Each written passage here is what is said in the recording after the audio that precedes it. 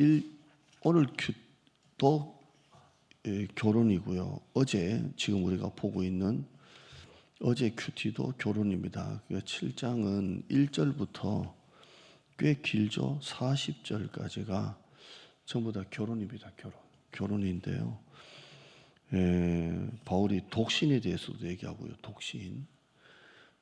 그 다음에 그 미혼에 대해서 얘기하고요. 오늘 원래 큐티가 미혼, 결혼 안 한 총각 처녀들 미혼에 대해서도 얘기하고요. 장가 가는 거, 시집 가는 거 그거 얘기하고 있고요.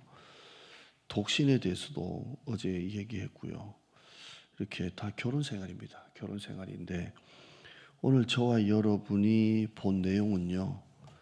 한 사람은 믿고 한 사람은 안 믿고 그 내용입니다. 그 결혼 중에 뭐 독신도 다루고 어제니까 오늘이죠.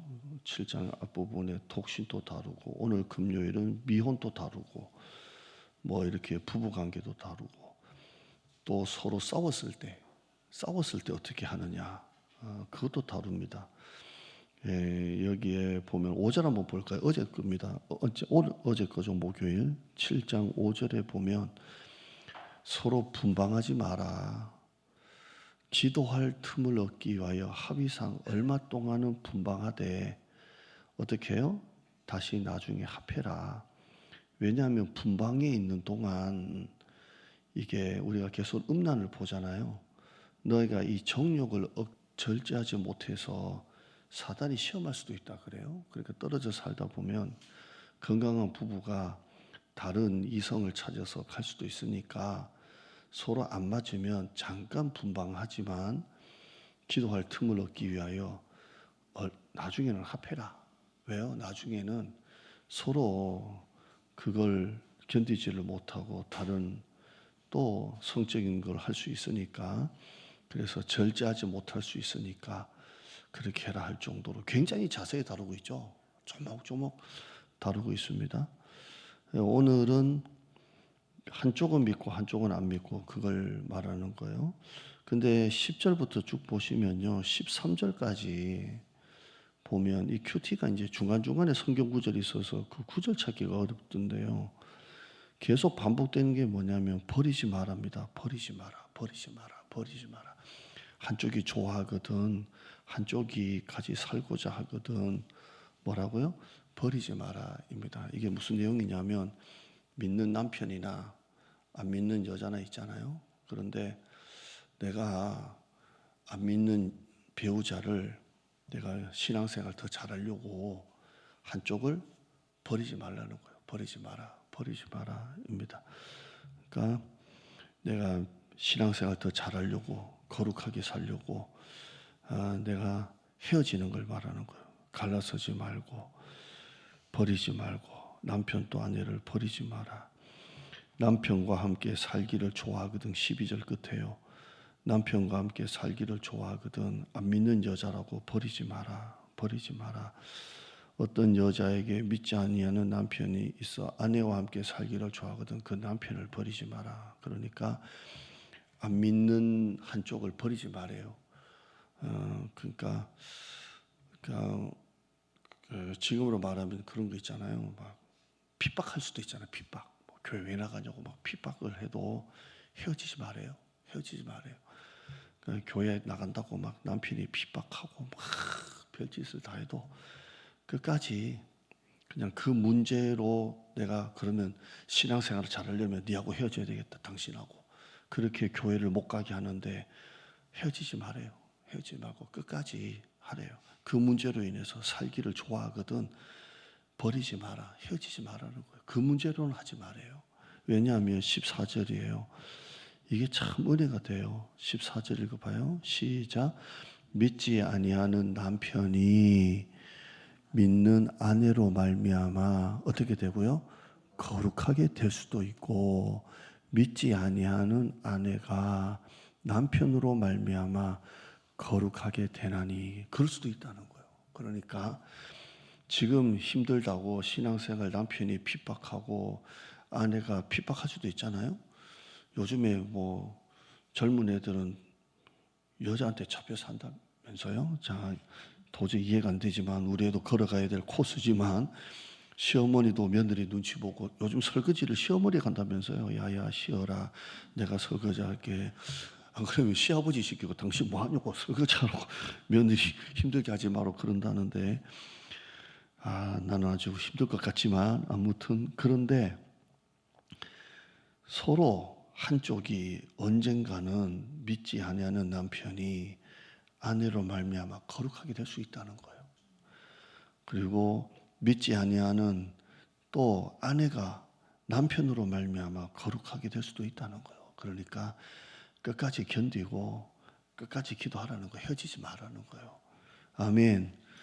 그렇게 되는 가정이 한두 가정이 아니에요. 한두 가정이 아니죠. 우리 교회도 보면 결혼해서 남편을 통해서 아내를 통해서 이렇게 믿게 된 가정이 너무 많잖아요. 저는 집사람 제가 전도했다 그랬잖아요. 제가 세례받게 하고. 그래서 저희 어머니가 반대했다니까요. 믿는 저희 어머니가 아들을 태어나기도 전에 목회자로 소원한 사람이라서 믿는 집, 믿는 딸 그렇게 며느리하고 싶고 그게 사모니까. 근데 지금은 우리 엄마가 뭐 마누라밖에 없지 뭐 야야 두유 보내라 뭘 보내라 뭐 우리 그런데 그렇게 저는 결혼하기 전에 이제 목사니까 그렇게 했지만요. 결혼 생활 10년, 20년 만에 남편 믿는 거 엄청 많잖아요. 우리 성도 중에 아내가 교회 안 나오는 가정도 있고요. 남편이 교회 안 나오는 가정도 있고요. 제가 생각하는 그 김혜정 원사님은 결혼해서 이화영 장로님 가정을 통해서 예수 영접했고요. 아닌 것 같죠? 오히려 김혜정 원사님 영접한 것 같은데도 안 그래요. 지금 다니엘 창문 드리고 계시겠지만 안 믿는 김혜정 원사님이 믿는 가정에 시집 와서 그렇게 된 거예요. 그러니까 모르는 거예요. 모르니까 지금 힘들다고 헤어지지 말라는 거예요. 끝까지 견디고 기도해 보면 된다는 거예요.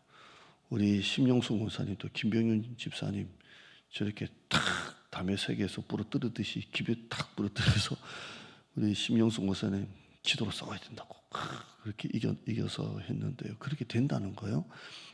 근데 그 옆에 보면 그렇지 아니하면 너희 자녀도 깨끗하지 못하니라 그러죠. 부부가 다 같이 믿어야 자녀도 예수 잘 믿을 거 아니에요. 근데 그렇게 안 되면 너희 자녀도 거룩해지지 않으니까 끝까지 헤어지지 말고 참고 기도하라는 거예요. 그러면 언젠가는 안 믿는 배우자가 믿게 되고 그러면 그 자식도 거룩해진다는 거예요. 아멘. 그래서 그 옆에 보시면 뭐가 돼 있어요? 그러나 이제는 뭐라고요? 거룩하니라 됐다는 거예요. 그래서 안 믿는 그 한 사람을 통해서 믿는 그 사람을 통해서 안 믿는 배우자가 믿게 되고 그 자식도 다 어떻게 된다고요? 이제 거룩하니라 믿는 가정이 된다는 거예요. 할렐루야. 그래서 16절 봐요. 16절 읽어볼까요? 시작. 아내된 자여 네가 남편을 구원할는지 어찌 알 수 있으며 남편된 자여 네가 네 아내를 구원할는지 어찌 알 수 있으리요? 이 말이 뭐예요? 의문이 아니고요. 된다는 거예요. 아내된 자여 네가 남편을 구원할는지 어찌 알 수 있냐? 그냥 헤어지지 말라는 거예요. 그 문제로. 남편된 자여 네가 네 아내를 구원할는지 어찌 알 수리요? 된다는 거예요. 그러니까 그 문제로 인해서 지금 못 살겠다고 하지 말고 기도하라는 거예요. 그럼 언젠가는 다 된다는 거예요. 그래야 여러분의 자녀가 어떻게 된다고요? 거룩해진다는 거예요. 부모가 다 믿어야 자식도 되는 거예요. 물론 부모가 안 믿어도 일대도 나오고 하지만 그렇게 된다는 겁니다. 그래서 여러분 한 사람을 통해서 여러분의 가정에 구원의 은혜가 임하는 거예요. 여러분의 배우자를 포기하지 마세요. 함부로 포기하지 말고요.